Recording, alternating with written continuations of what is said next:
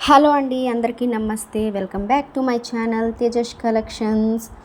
ఈరోజు నేను వైశాఖ పౌర్ణమి రోజు పూజ అనేది ఏ విధంగా చేసుకున్నానో మీతో షేర్ చేసుకోవాలని అనుకుంటున్నానండి. వైశాఖ మాసం అనేది చాలా ప్రత్యేకమైనది. అందులో వైశాఖ పౌర్ణమి అనేది మరింత విశిష్టమైన రోజుగా చెప్పబడుతుంది. అయితే ఈరోజు మనం పూజ ఏ విధంగా చేసుకోవాలంటే, ఉదయం నుండి ఉపవాసం ఉండి సాయంత్రం వేళలో పూజ అనేది జరుపుకుంటారు. ఈ చల్లని చంద్రుని వెన్నెలలో గౌరీదేవికి అలాగే చంద్రునికి పూజ అనేది చేసుకుంటారన్నమాట. పూజ అనేది బయట తులసమ్మ దగ్గర జరుపుకుంటారు. ముందుగా తులసమ్మ దగ్గర చక్కగా కడిగి అలాగే పసుపు లేదా జేగురుతో అలికి బియ్యం పిండితో ముగ్గులు అనేవి పెట్టుకోవాలి. తరువాత పీటను సిద్ధం చేసుకొని దానికి కుంకుమ బొట్లతో అలంకరించుకున్నాను. తరువాత నేను గౌరీదేవిని అలాగే లక్ష్మీదేవిని కూడా పెట్టుకున్నాను పూజ కోసం. తులసమ్మను చక్కగా పూలమాలలతో అలంకరించుకున్నాను. తర్వాత చిన్నగా పసుపు గణపయ్యను చేసుకొని దానికి పంచోపచార పూజ కూడా చేసుకోవాలి. మనం ఏ పూజ చేసుకున్నా సరే ముందుగా గణపయ్యకి మాత్రం పంచోపచార పూజ అనేది చేసుకోవాలి కదండి. సో అలాగే నేను కూడా చేసుకున్నాను. ఆ తర్వాత పూలతో చక్కగా అలంకరించుకొని పీటను అలంకరించి దీపాలు వెలిగించుకోవాలి. ఈ చల్లని గాలిలో సాయంత్రం వేళ ఆ చంద్రుని చూస్తూ అమ్మవారి లలితా సహస్రనామం చదువుకుంటూ కుంకుమతో కానీ లేదా పువ్వులతో కానీ అర్చన చేసుకోవాలి. నేను ద్వాదశ పౌర్ణిమల పూజ అనేది చేసుకుంటున్నాను. అయితే నెలకు ఒక రకం పుష్పాలు అనేవి కంపల్సరీ కావాలి. అయితే ఈ నెలలో సంపంగి పూలతో పూజించుకుంటారనమాట. నేను ముందు రోజు వరకు కూడా చాలా వెతికానండి సంపంగి పూల కోసం, కానీ అస్సలు దొరకలేదు. సరే ఈ నెలలో సంపంగి పూలు దొరకవేమో అని చెప్పేసి విడిచిపెట్టేసి తెల్లని చామంతి పూలతో పూజ చేసేసుకుంటా అని చెప్పి అనుకున్నాను. కానీ నిజంగా అమ్మ మిరాకిల్ చూడండి. ఒక ఆయన సైకిల్ పైన వచ్చి ఇంటికి వచ్చి సంపంగి పూలు ఇచ్చి వెళ్ళారు. ఇది నాకు నిజంగా చాలా మిరాకిల్ అనిపించింది. మనం ఏవైనా మంచి మనసుతో అనుకుంటే అది తప్పకుండా జరుగుతుంది అని అమ్మ నిరూపించారు. పువ్వులు చూసి చాలా హ్యాపీగా ఫీల్ అయ్యానండి. చాలా ఆనందం కూడా అనిపించింది. కొన్నిసార్లు మనం చిన్న చిన్న విషయాలే అయినా కూడాను మన మనసుకి చాలా ఆనందాన్ని ఇస్తాయన్నమాట. అయితే అమ్మ నేను చాలా వెతికాను యాక్చువల్గా అయితే సంపంగి పూల కోసం, ఇంకా దొరకవు అని విడిచిపెట్టే టైంకి ఇంకా నాకు పువ్వులు చూసేసరికి నిజంగా చాలా అంటే చాలా హ్యాపీగా కూడా అనిపించిందండి. ఎవరమైనా అంతే కదండి, మనకి ఏదైనా వస్తువు దొరకదు అనుకున్న తర్వాత దొరికితే ఆ హ్యాపీనెస్ అనేది మరింత డబల్ అవుతుంది, అంతే కదండి. సో తర్వాత ఏంటంటే నేను ప్రసాదాల కోసం వడపప్పు, పానకం, సరివిడి, పులిహోర, రకరకాల ఫ్రూట్స్ అన్నీ కూడా నైవేద్యంగా పెట్టుకున్నాను. తర్వాత అలాగే తాంబూలం కూడా ఏర్పాటు చేసుకున్నానండి. అమ్మకి తాంబూలం కూడా సమర్పించాను.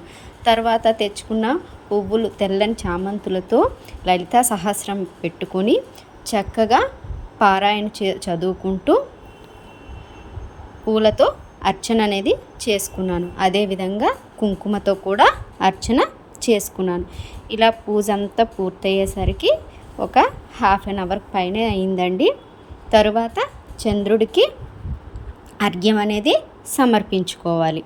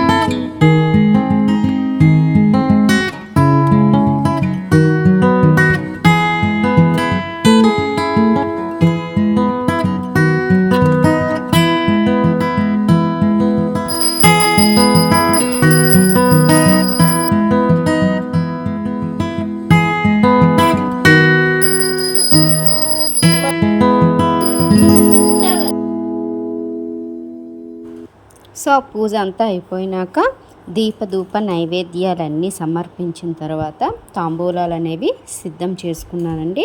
ఇలా వచ్చిన వాళ్ళకి తాంబూలాలు కూడా ఇచ్చాము. సో ఫైనల్గా పూజ అయితే చాలా హ్యాపీగా జరిగింది, చాలా బాగా కూడా జరిగిందండి. చెల్లి నేను అమ్మ కలిసి చేసుకున్న పూజ ఇది. నా మ్యారేజ్ అయ్యాక అమ్మ నేను చెల్లితో కలిసి చేసుకున్న మొదటి పూజ చాలా చక్కగా జరిగిందండి. నేను హాలిడేస్లో చెల్లి వాళ్ళ ఇంటికి రావటం వల్ల ఇక్కడ చేసుకున్నాను. ఆంధ్రాలో, ఒరిస్సాలో వైశాఖ పౌర్ణమి పూజ అనేది ఈ విధంగా చేసుకుంటారండి. ఒక్కొక్క ప్రాంతంలో ఒక్కొక్క విధంగా చేసుకోవచ్చు.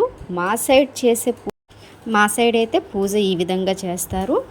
ఈ వీడియో కనుక మీకు నచ్చినట్లయితే లైక్ చేయండి, షేర్ చేయండి. మరిన్ని మంచి వీడియోల కోసం ఛానల్ను సబ్స్క్రైబ్ చేసుకోండి. Thank you for watching.